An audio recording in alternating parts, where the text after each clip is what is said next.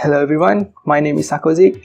I have decided to replace my 1-year Z-Cool membrane keyboard with a better one. So after a month of searching, I finally found one particular keyboard that is both affordable and also have very simple design, very basic one. And I hereby present to you my very first mechanical keyboard, Firerose MK3 mechanical keyboard by First Player. So about the box, I have here the First Player Firerose MK3 mechanical keyboard box. Okay, it's a very white. Okay, it's a very white, and it's very simple white, and it's pretty heavy. Okay, I mean, I don't mind the design because I'm much more interested in the content inside. So this is the box. I hope all of you can see it. Okay, pardon the receipt because I am too lazy to remove it. So let's move on to unboxing. So inside there is only a keyboard. Okay, and that's all. No manual, no user guide, just a keyboard wrapped in the bubble plastic. I mean, I'm pretty disappointed without a user guide. How am I going to able to use this keyboard? Let's see and find out. Let's talk keyboard. The design is very straightforward, simple but compact. The size is slightly smaller than my previous keyboard, although it is unnoticeable at first glance. Its ergonomic curve will prevent your wrist from getting tired from typing or gaming.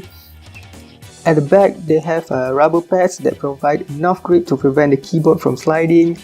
They work pretty well. I give a thumbs up for that. The USB port is gold plating rather than the usual silver. I don't know what's so special about it, so why bother using gold? Why bother using gold? Lastly, features such as wind lock and also full end keys rollover function are included. Well, they had me with Windows lock. I mean, that's pretty useful. The keycap is made of double color injection mold. Okay, it offers a long-lasting usage.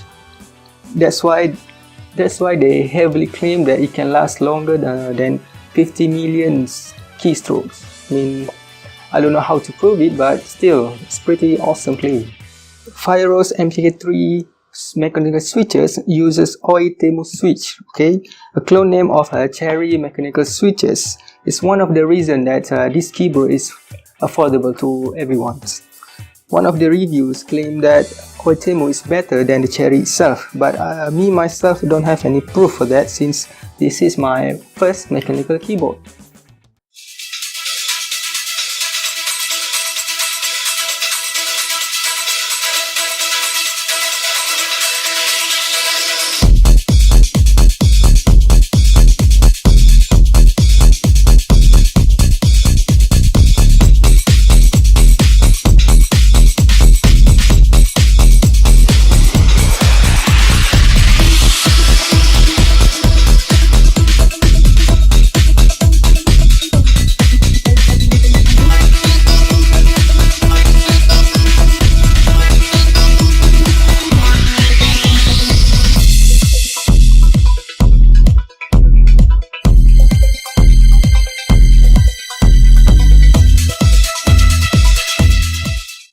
Again, I would really much appreciate it if First Player would include a user guide with this keyboard.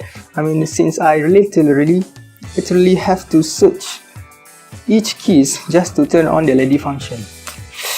So that's it for my reviews, and I hope you guys enjoy. See you all soon.